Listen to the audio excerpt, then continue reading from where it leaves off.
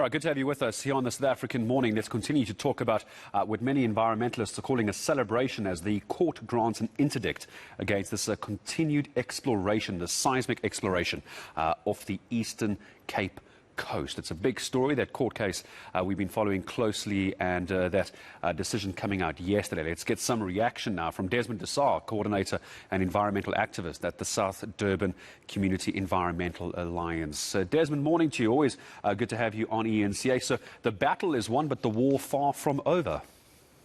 Morning, Gareth, and good morning to the listeners. Certainly the battle is won and the war is far from over. We've been fighting Shell for over 26 years, and we understand that the oil giant has not fallen as yet. But we need to, Let's talk a little bit about this judgment that actually came out. It's obviously a bit more detailed than I'm able to provide in just a few minutes with you as well. But how happy are you with the way the court came to this decision? It's stopping it for now, pending ongoing investigations. Well, let me say I want to thank the people of the Eastern Cape, the fisher folks, and all the groups that came together to put an end to this catastrophe that would have happened on our beautiful coastline. So the people of this country are excited, are happy that in the short term we put an end to Shell's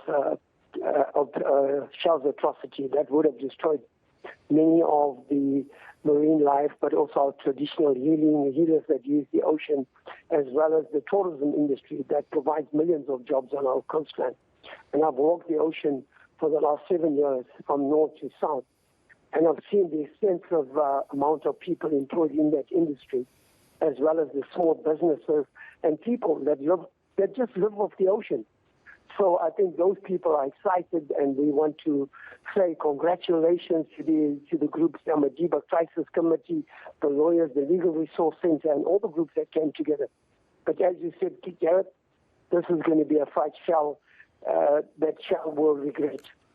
Shell will regret that they took on the people of this country, and they must not have short memories. Because in the 70s and 80s, when we are calling for an international boycott, Shell was already in South Africa supporting the barrier state.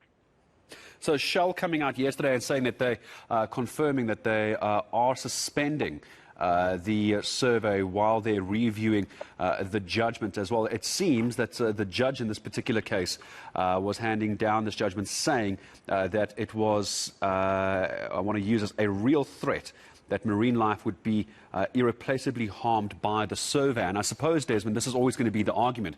Even though it's been suspended now, if this were to continue at whatever later date it might be, it's not going to change the fact that it's going to cause immeasurable damage to our coastline and to the fishing industries, isn't it? So it's not going to change just because it's been suspended. Yeah, certainly we believe that these major oil corporations have always got a plan B and a plan C. And we're seeing that over the years, how they've come back in different formats. So if Shell is serious about this, they should just move out and completely move away from fossil fuel. They have an opportunity to be a global company now in renewable energy. Why don't they move away from fossil fuel and take their money and invest in renewable energy that will really provide proper energy, access to energy to all the people of Africa, to all the people of the world, and they can still make a profit.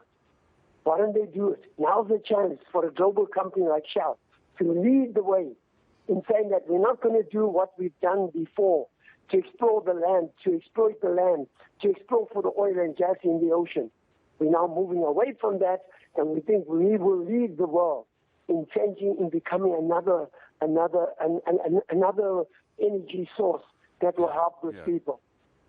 How disappointed are you in the way that government handled this, especially the Department of Mineral Resources and Energy? What do you tell the department this morning? Well, I think that the department is complicit in this whole matter, and like the 70s and 80s, governments came out there and called us that we were terrorists and radical people and forced us off the land. Once again, we've been called colonizers, but you know what? It's not going to take any skin off our face.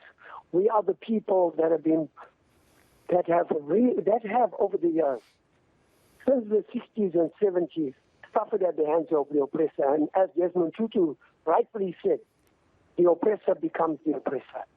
And that's what's happening, and we will not sit back.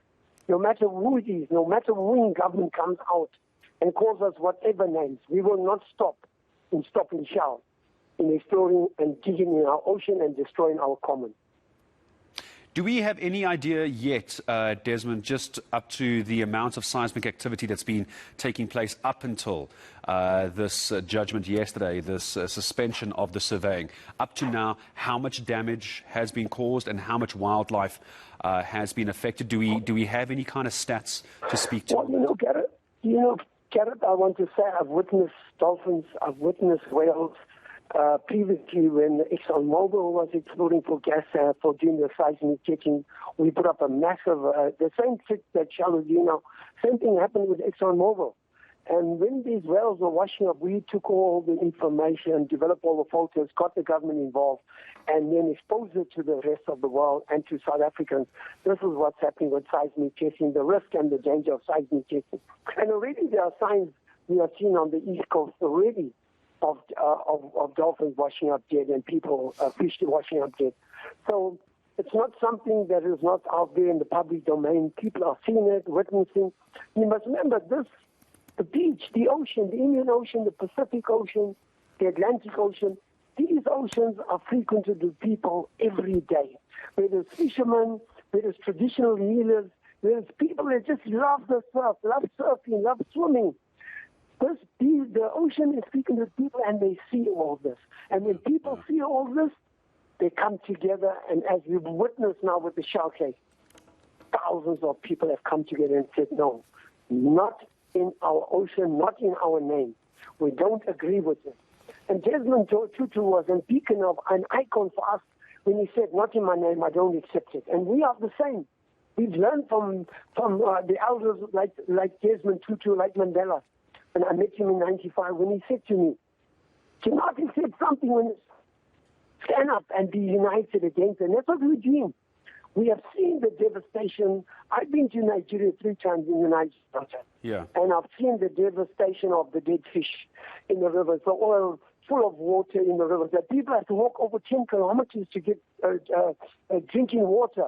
It's an example of why we are saying no to Shell. And this is exactly why the court has come out now and suspended the survey as well. Desmond, I can hear that we're going to be talking about this a lot, you and I, over the next few days as well. But for the moment, jubilation, according to the Herald newspaper, as a court suspends the Shell Wild Coast seismic surveying. Desmond D'Sa, I always appreciate your time in speaking to us, coordinator and environmental activist at the South Durban Community Environmental Alliance. As I said, though, the battle has been won for now, but the war far from over.